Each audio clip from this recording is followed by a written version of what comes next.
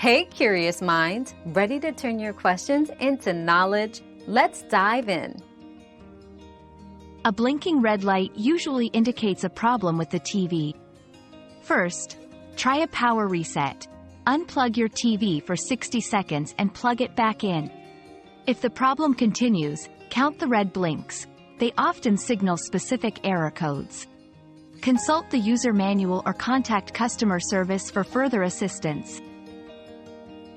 Your daily dose of discovery ends here, but the journey of learning never stops. Subscribe and join us again for more answers tomorrow.